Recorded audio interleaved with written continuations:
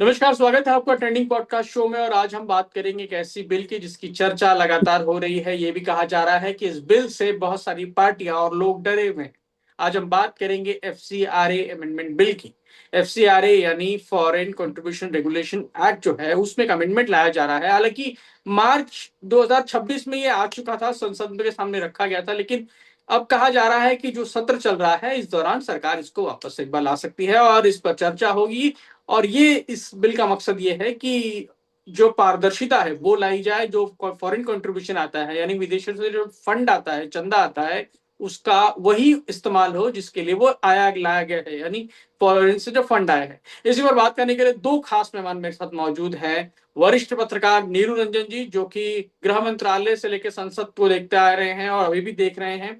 और साथ ही प्रशांत हमारे साथ मौजूद हैं, वरिष्ठ पत्रकार हैं और एक लंबा अनुभव है इनका संसद की प्रक्रिया को देखते हुए। तो दोनों से आज समझेंगे कि सर ये एफसीआरए अमेंडमेंट बिल क्या है और क्यों ये लाया जा रहा है सरकार की तरफ से, और क्या इसका मकसद, जैसा कि कुछ पार्टियां कह रही हैं कि सरकार जो है वो एक तरह से कंट्रोल चाहती है एनजीओ पर। इसी पर बात करते हैं। सर नीलू सर, सबसे पहला सवाल आपसे यही है कि एफसीआरए बिल क्या है सर, ये अमेंडमेंट क्या है जिससे इतनी सारी पार्टियां परेशान हैं?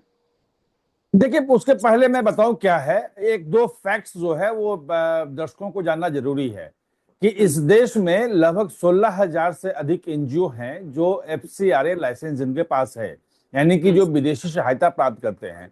और कुल जो उनको एक साल में विदेशी सहायता मिलती है वो 22,000 करोड़ का मिलती है, यानी कि बहुत बड़ा अमाउंट है ये। और अभी ये रेगुलेशन तो होता है, लेकिन इसका दुरुपयोग भी बड़े पैमाने पर होता है। पिछले 8-10 सालों में हमने देखा है कि सरकार लगातार जो है वो विदेशी सहायता जो है उसको पारदर्शी करने में लगी हुई है। जैसे पहले उन्होंने ये कहा कि भाई सिंगल एक अकाउंट होगा एसबीआई के इस पार्लियामेंट स्ट्रीट ब्रांच में, और उसी में आएगा पैसा, और उसी से पैसा जाएगा जहां आप खर्च कर रहे हैं।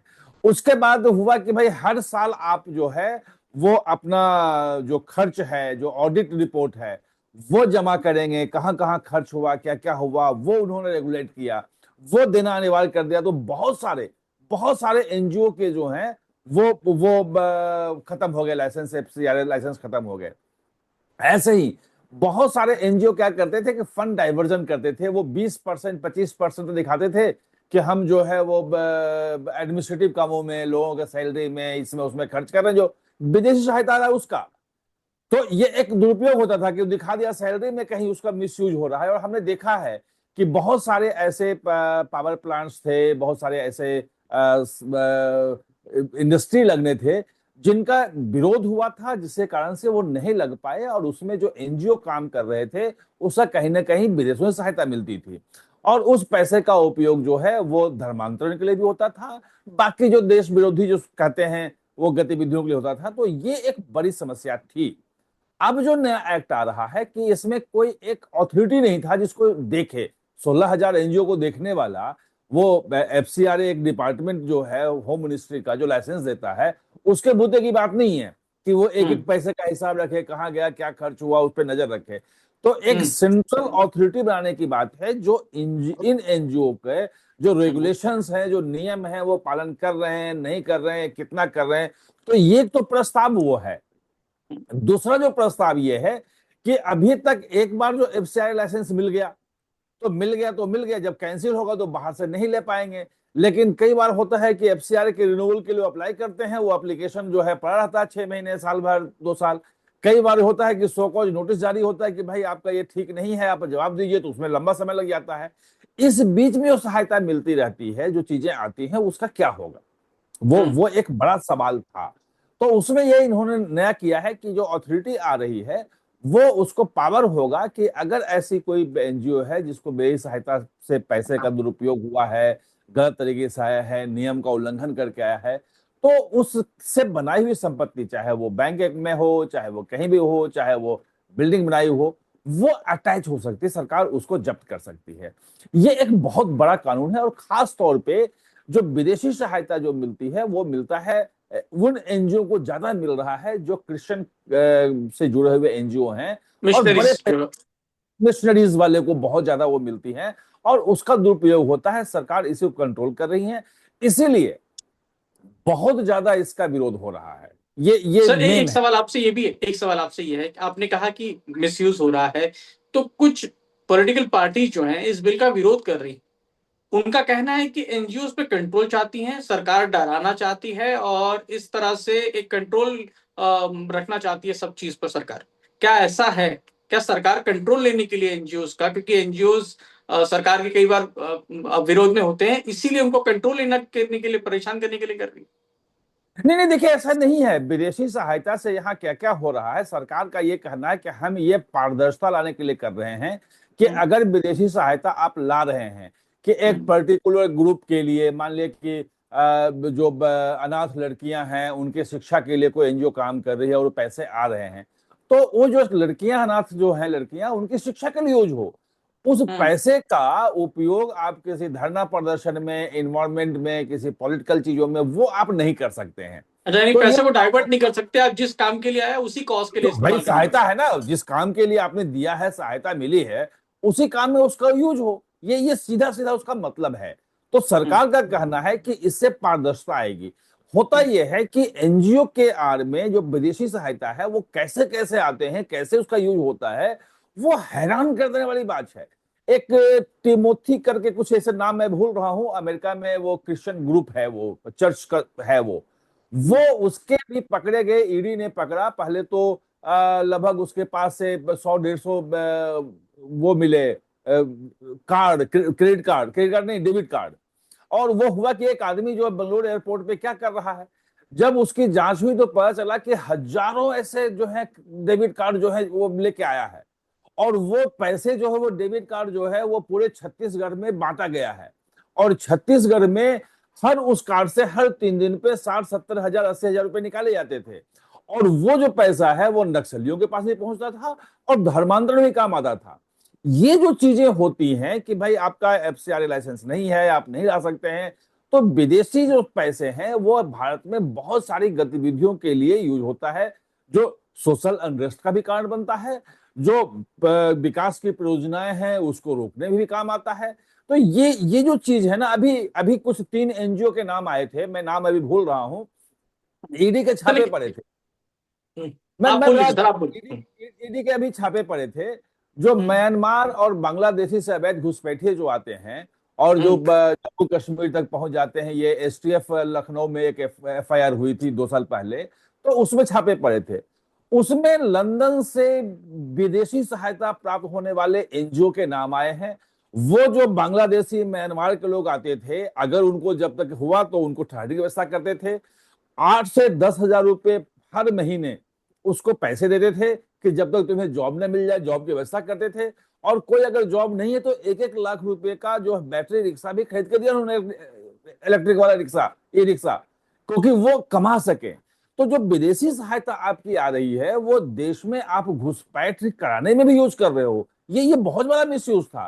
तो इसलिए उसको रेगुलेट करना जो है वो आंतरिक सुरक्षा के लिए, समाज में सद्भावना बनी रहे, अनरेस्ट ना हो, उसके लिए ये जरूरी था।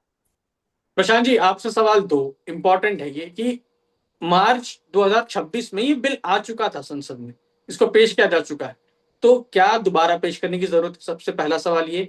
तो इस सत्र में क्या दोबारा पेश करना होगा गृह मंत्रालय को? और दूसरा सवाल ये कि जो पार्टियां विरोध कर रही हैं वो कौन सी हैं और क्यों कर रही हैं? नहीं प्रफुल्ल, देखिए 25 मार्च 2026 आपने बिल्कुल ठीक कहा।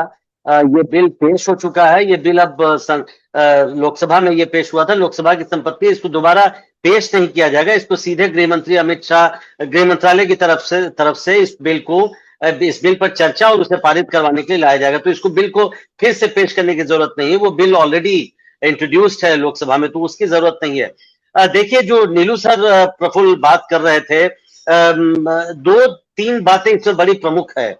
मैं आऊंगा कि कौन सी पार्टियां इसका विरोध कर रही हैं और क्यों विरोध कर रही हैं। आपको जानकर ये आश्चर्य होगा कि जो फॉरेन कंट्रीब्यूशन को रेगुलेट करने के लिए, जो विदेश से पैसा आता है एनजीओ को, उसको रेगुलेट करने के लिए सबसे पहला कानून कांग्रेस सरकार लेकर आई थी 1976 में, आपातकाल के दौरान इंदिरा गांधी लेकर आई थी।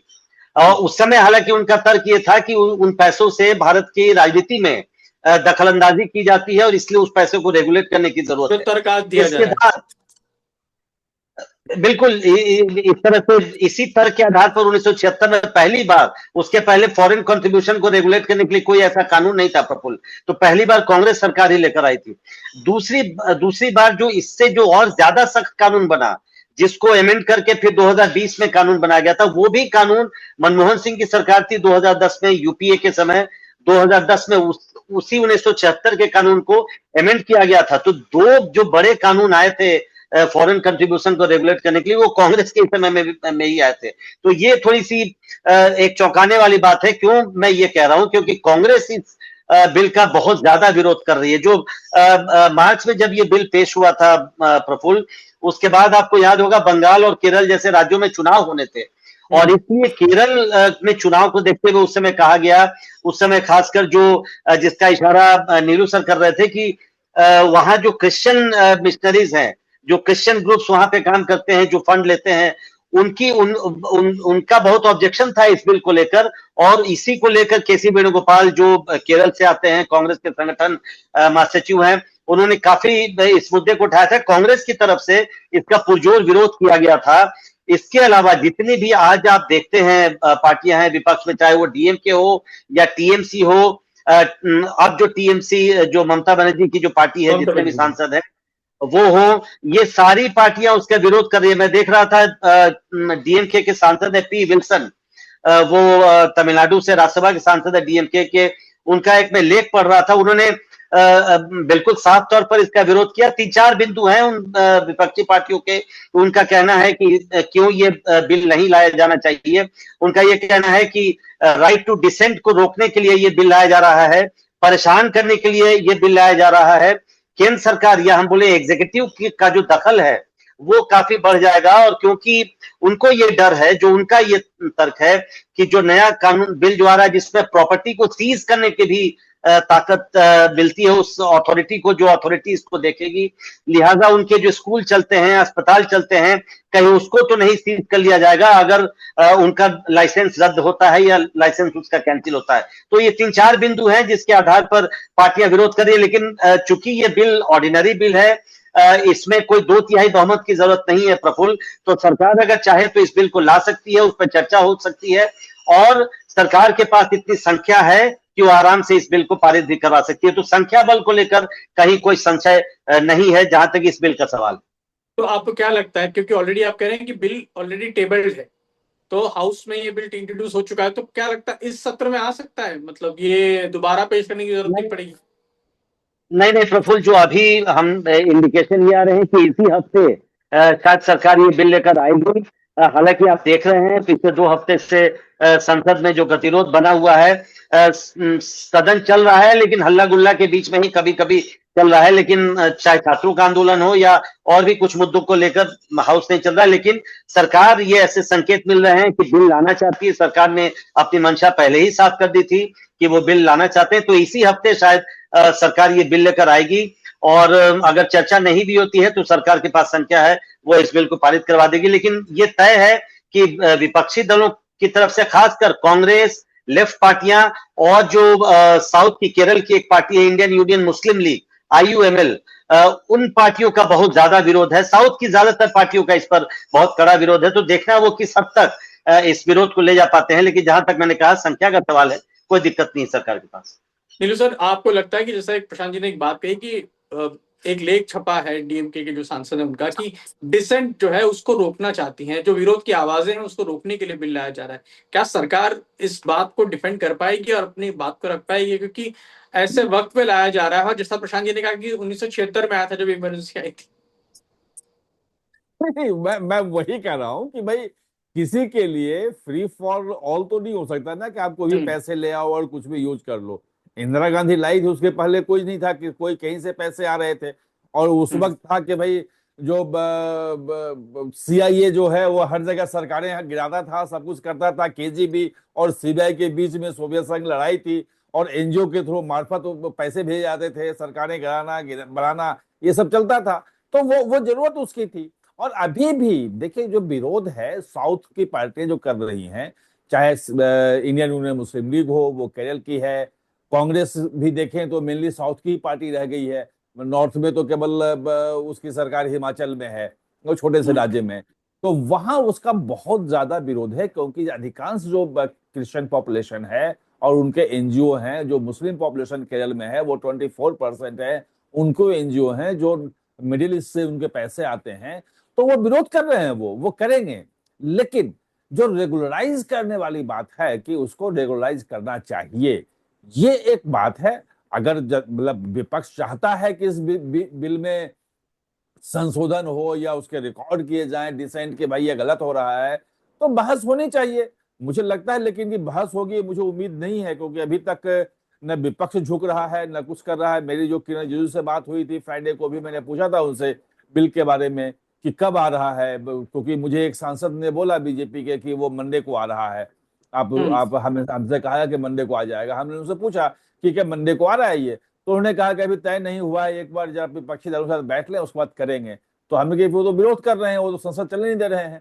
बोले लेकिन हमारा काम तो है कि भाई पास करवाएं, हमने तो 2-3 बिल पास करवा लिए, मतलब 3 बिल तो मतलब 2 बिल तो दोनों सदनों से, और एक जन मृत्यु प्रमाण वो पंजीकरण वाला बिल जो है वो लोकसभा से पास हो चुका है।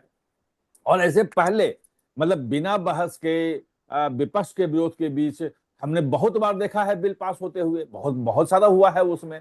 तो ये जो एक चीज है वो है। अब मुझे लगता है कि ये बिल आएगा, क्योंकि जो फंडिंग आ रही है, जो मेन है कि फंडिंग आ रही है, उसका मिसयूज जो हो रहा है वो सरकार रोकना चाहती है। अब उसमें जो डराया जा रहा है कि भाई हॉस्पिटल जो एनजीओ चला रहे हैं वो बैन हो जाएंगे, वो सरकार जब्त कर लेगी, जो सर स्कूल एक सवाल आप दोनों से है सर, कि ये जो हाल में प्रोटेस्ट हुआ था तब बीजेपी और कई पार्टियों ने कहा था कि ये जो विरोध है ना, ये नीट के नहीं, ये एफसीआरए को लेकर है। नहीं, देखिए ऐसा है कि एफसीआरए को लेकर नहीं, दो चीजों के लेके मेरा जो ये मानना है और मेरी जो बातचीत हो रही थी, वो 2 विधेयक रोकना चाहते हैं किसी कीमत पे। एक जो लिस्टेड है एफसीआरए का अमेंडमेंट बिल जो है, और दूसरा जो है विमेन रिजर्वेशन और वो डिलिमिटेशन। डिलिमिटेशन बिल, वो लिस्टेड नहीं है। लेकिन इनको पता है कि सरकार लाएगी, क्योंकि वो लाना जरूरी है। 29 में अगर विमेन रिजर्वेशन देना है, और 2023 का जो बिल पास हुआ था उसमें विमेन रिजर्वेशन के बिल में जुड़ा हुआ था कि डिलिमिटेशन के साथ होगा, और डिलिमिटेशन का जो लाए थे 17 अप्रैल को जो गिर गया बिल, तो अब उनको लाना जरूरी है, क्योंकि समय बच गया है केवल अब 2-3 साल से कम। और परिसीमन आयोग बनेगा, उसके काम करने में, सब कुछ करने में वो लंबा समय लगेगा। वो बिल आएगा, तय किस दिन है ये तो बड़े मंत्रियों से मेरे वहां पार्लियामेंट के भीतर भी बात हो रही है, वो कह रहे आएगा जरूर। एक तो मंत्री ने मुझे कहा कि संख्या बल 2/3 जो चाहिए वो पूरा हो गया है। अब कैसे पूरा हुआ है वो उन्होंने बताया, बोले कि हम ये फिर लाने में क्या दिक्कत है, बोले कि थोड़ा हंगामा चल रहा है, कुछ दिनों में हम देखते हैं, और हम कोशिश ये करेंगे कि इसको लाएं और थोड़ा कंफर्टेबल हो जाए। अगर 2-4 सांसद भी हो गए, अंतिम समय में नहीं आए, वोट नहीं दिया, नहीं पहुंचे, कुछ हो गया, तो कहीं फिर 17 अप्रैल वाली स्थिति ना हो जाए, फिर बिल जो है गिर ना जाए। तो हम चाहते हैं कि एक्स्ट्रा कुछ सांसद उसमें व्यवस्था हो जाए, उसके बाद हम लाएं। वो लाना जरूरी है, और 13 तक है, आज 2 तारीख जो है वो हो चुका है। तो आप समझ लीजिए कि मुश्किल से 9 दिन और संसद चलना है, 4 दिन सेकेंड वीक में और ये 5 दिन ये है। इस 9 दिन में बहुत हंगामेदार होना है, सब कुछ होना है। जो विपक्ष है बिल्कुल अड़ा हुआ है कि हम नहीं चलने देंगे। सरकार क्या लेती है, एक ये सवाल ये भी आ रहा है, हमारे विपक्षी नेताओं से भी बात हुई थी, तो वो कह रहे हैं सरकार हमें रीच आउट नहीं कर रही है, कोई बीच का रास्ता निकले इसके लिए सरकार की तरफ से प्रयास भी नहीं हो रहा है। अब सरकार क्यों प्रयास नहीं कर रही है, उनका क्या कॉन्फिडेंस है, ये देखना। क्योंकि जैसा प्रशांत जी ने कहा वैसा तो नहीं है कि सर की बिल तो इंट्रोड्यूस हो चुका है, पास कराने के लिए 2/3 जरूरत है नहीं, नंबर्स हैं बीजेपी के नहीं, पास। उसमें 2 चीजें हैं, प्रशांत ज्यादा बेटर बताएंगे, क्योंकि पार्लियामेंट वाला मेरा उतना अनुभव नहीं है, उनका ज्यादा है पार्लियामेंट का अनुभव कवर करने का। उसमें देखो, उसमें एक चीज ये है कि मेरी जानकारी हिसाब से एफसीआरए में कोई प्रॉब्लम नहीं है, वो आप इस वोट से आप पारित कर सकते हो। भाई विपक्ष हंगामा कर रहा है, आपने कह रहा आईज नो करके, और भैया मत से हो गया एकदम पास, उसमें कहीं कोई समस्या नहीं है। समस्या है जो डिलिमिटेशन और विमेन रिजर्वेशन वाला जो बिल है, वो चूंकि संविधान संशोधन है, 2/3 चाहिए, और संविधान संशोधन में वोटिंग जरूरी है, वॉइस हाउस ऑर्डर में होना चाहिए, वो जरूरी है। और हाउस अगर ऑर्डर में नहीं हुआ, अगर हंगामा होता रहा तो वोटिंग कैसे होगा? ये मुझे ये आशंका है। प्रशांत थोड़ा बेटर इसमें बता पाएंगे। प्रशांत जी, क्या लगता है, जैसा पहला तो सवाल ये है कि क्या आपको लगता है कि जो थोड़े दिन पहले विरोध हुआ था वो एफसीआरए को लेकर था, जैसा कुछ लोग कह रहे हैं कि विरोध उसको लेकर था, और दूसरा कि इस शोर शराबे में पास करा लेगी सरकार एफसीआरए? नहीं नीलू सर, दो बिल के बारे में बात कर रहे थे। मैं केवल एफसीआरए बिल की बात कर रहा था कि उसमें दो तिहाई बहुमत की जरूरत नहीं पड़ेगी। लेकिन बिल्कुल नीलू सर ठीक कह रहे हैं कि जो संविधान संशोधन विधेयक है महिला आरक्षण और डिलिमिटेशन से जुड़ा हुआ, उसमें तो दो तिहाई बहुमत की जरूरत पड़ती है और उसमें वोटिंग करवाना पड़ता है, इसलिए हाउस को ऑर्डर में रहना पड़ेगा। इसलिए उसमें ज्यादा विपक्ष से बातचीत और इसकी जरूरत पड़ेगी। कई बिल ऐसे हैं प्रफुल्ल, पहले भी हमने देखा है, तो अभी हाल में इस सेशन में वंदे मातरम वाला बिल और ये जो पेपर लीक वाला बिल है, दोनों लगभग हंगामे में ही पास हुआ है। पूरी तरह से उस पर चर्चा, पेपर लीक पर तो फिर भी चर्चा हुई है, वंदे मातरम वाले बिल पर तो बहुत ज्यादा चर्चा ही नहीं हुई, लगातार हंगामा होता रहा, लेकिन सरकार ने उसको दोनों सदनों से पारित करवा लिया है। देखिए, पिछली बार जो 25 मार्च को जो ये बिल आया था और सरकार को पीछे हटना पड़ा था, ये भी एक बड़ी अजीब स्थिति है। सरकार अपनी तरह से काम करती है। उस केरल में चुनाव होने वाला था प्रफुल्ल, और सरकार को, बीजेपी को ऐसी उम्मीद थी कि वहां पर केरल में जो क्रिश्चियन समुदाय है वो बीजेपी को वोट कर सकता है। वो भी एक कारण था बिल को पीछे कर, क्योंकि वहां पे बहुत विरोध हो रहा था। तो सरकार को लगा कि अगर अभी बिल को पारित करवाने की कोशिश करेंगे तो वहां पर जो क्रिश्चियन समुदाय का कुछ वोट मिल सकता है, क्योंकि पहले से काफी क्रिश्चियन समुदाय के लोग बीजेपी के आला नेताओं से मिल चुके थे, प्रधानमंत्री से एक संगठन मिल चुका था, तो बीजेपी को ऐसा लगता था कि वहां वोट मिलेगा। लेकिन न माया मिली न राम जो बोलते हैं, वहां पर वोट नहीं मिला। तो पहले से ही सरकार की मंशा साफ है इस मुद्दे पर, क्योंकि देखिए नीलू सर पहले भी बता रहे थे, सरकार को यह लगता है, पहले की भी सरकारों को यह लगता था कि एनजीओ के बहाने कई बार देश की जो प्रगति है उसमें बाधा डालने की कोशिश होती है। मुझे दो उदाहरण याद आ रहा है। आपको याद होगा मनमोहन सिंह के जमाने में, मुझे लगता है 2011-12 में तमिलनाडु में कुडानकुलम न्यूक्लियर पावर प्रोजेक्ट बन रहा था, उसका बहुत ज्यादा विरोध हुआ था। हालत ये हो गई कि उसको वापस लेना पड़ा, उसको ठंडे बस्ते में डालना पड़ा। दूसरा आपको एक और याद होगा, महाराष्ट्र में जैतापुर पावर प्लांट था उस समय, उसका भी बहुत ज्यादा जैतापुर, और दोनों ही मामले में वहां लोकल विरोध तो हो रहा था, लेकिन सरकार को ऐसी खबर मिली और सरकार को ऐसी सूचना थी कि इसके पीछे कहीं ना कहीं जो एनजीओज है और एनजीओज के पीछे जो अंतर्राष्ट्रीय ताकतें हैं वो इसमें बाधा डाल रही है और इसका विरोध कर रही है। जबकि न्यूक्लियर पावर जो है वो देश की जरूरत है, देश में बिजली की जरूरत है। वो तो ये दो मुझे अभी तुरंत एक बड़ा उदाहरण याद आ रहा है, जब इसकी वजह से दो बड़े प्रोजेक्ट सरकार को ठंडे बस्ते में डालने पड़े। और दूसरा जो बहुत बड़ा कारण है कि कन्वर्जन, जो धर्मांतरण का मुद्दा है, वो भी कई ऐसी खबरें आई कि जो एनजीओ को जो विदेश से पैसा आता है उसका बहुत बड़ा हिस्सा धर्मांतरण के कामों में, खासकर जो देश के ट्राइबल इलाके हैं वहां पर खर्च होता है और वहां पर धर्मांतरण करवाया जाता है। तो सरकार ने इसलिए अब ये बिल्कुल मन बना लिया है। नीलू सर बिल्कुल ठीक कर रहे हैं कि अभी तारीख नहीं तय है, लेकिन मेरी कुछ विपक्ष के नेताओं से बात हुई है प्रफुल्ल, और उन्होंने कहा है कि इस बिल को इसी हफ्ते में सरकार लाने जा रही है। शायद उनको सरकार की ओर से कोई टिप ऑफ मिला होगा। उनका ये कहना है कि बिल लाने जा रही है और वो इसका विरोध करेंगे, ये भी उन्होंने साफ कर दिया है। लेकिन जैसा मैंने बताया कि संख्या बल की कोई दिक्कत है नहीं, एक साधारण बिल है, इसको ऑर्डिनरी बिल बोलते हैं, ये कोई संविधान संशोधन बिल नहीं है। 50% अगर वोट आपके पास है तो वो पास हो जाएगा। वोटिंग का कोई जरूरत भी नहीं है कि 50% हाउस का ये हो, जितने लोग वोट कर रहे हैं उसके 50% ध्वनि मत से भी ये पास हो सकता है। अगर कोई वोट मतदान मांगे तो वो भी होगा, लेकिन ध्वनि मत से भी आप इस बिल को पारित कर सकते हैं। लोकसभा जाएगा, कोई समस्या नहीं। लोकसभा में इस पर चर्चा होगी, फिर राज्यसभा जाएगा ये? बिल्कुल बिल्कुल, ये बिल अभी लोकसभा में पेंडिंग है, तो पहले लोकसभा में चर्चा होगी और यहाँ से पास होने के बाद फिर राज्यसभा में जाएगा। लेकिन इसका विरोध ये कह सकते हैं ना सर कि इस हफ्ते एफसीआरए अमेंडमेंट बिल आ जाएगा, जिसका विरोध कर रही है बहुत सारी पार्टियां, जिनको डर है कि नहीं, लग तो यही रहा है कि इसी हफ्ते किसी दिन, हालांकि नीलू सर कह रहे हैं कि मंडे को शायद अभी सरकार, लेकिन अभी 5 दिन है इस हफ्ते में, तो सरकार चाहेगी कि इसी हफ्ते में ये बिल आए और पारित हो। हालांकि सब कुछ निर्भर करेगा पार्लियामेंट में क्या स्थिति रहती है। बहुत हल्ला हंगामा पहले से हो रहा है प्रफुल्ल। सर क्या लगता है इस हफ्ते आ जाएगा ये, क्या या कहें कि सोमवार से शुक्रवार के बीच किसी दिन सरकार जो है वो सरप्राइज बोल के जोर से पे टेबल पे रख देगी ये बिल? नहीं, बिल तो सरप्राइज नहीं है प्रफुल्ल, लेकिन हाँ नहीं, किसी दिन सरकार लेकर आएगी। किसी दिन लिस्ट में आ जाएगा कि आज इसी पे बिल पास करना है। नहीं, बिल्कुल मुझे लगता है, मेरी जानकारी यही है कि इसी हफ्ते ये बिल आएगा और सरकार की कोशिश रहेगी कि इसको पारित भी करवाया जाए। हल्ला हंगामा अगर होता भी रहा है, लेकिन मुझे लगता है कि इस पर विपक्ष भी चाहेगा कि अगर कुछ चर्चा हो तो अपनी बात रख सके, लेकिन बहुत ज्यादा हल्ला हंगामा पहले से इस बिल पर किया जा रहा है, तो मुझे लगता है हाउस में काफी कुछ देखने को मिलेगा क्या हंगामा लगता इस है बिल सर, को लेकर। नीलू सर क्या लगता है इस हफ्ते ला देगी सरकार? आप तो आपका ही मतलब जो मंत्रालय आप कवर करते हैं इतने लंबे समय से देखते हैं, उसी को पेश करना ही है। नहीं देखिए, ऐसा है कि वो तो मैंने कहा कि एक सांसद, सत्ता पक्ष सांसद ने कहा कि सोमवार को आ रहा है, और बिल्कुल कॉन्फिडेंस है कि उनको पता था।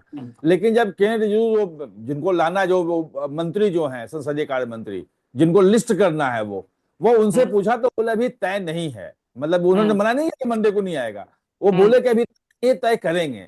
अब कल मतलब मंडे को जो है वो सूची सुबह में आ जाएगी, कार्य सूची की क्या क्या होना है आज का उसमें सदन में, तो उसमें शायद वो दिखे या नहीं। अगर कहीं कोई दूसरी बात हुई, कुछ लगा सरकार को कि आज नहीं कल करना है, तो जैसा प्रशांत ने कहा है कि भाई 5 दिन का समय है, वो सरकार कर लेगी। और सरकार इस मामले में बिल्कुल है कि हमें जितने लेजिस्लेशन हैं वो लाने हैं।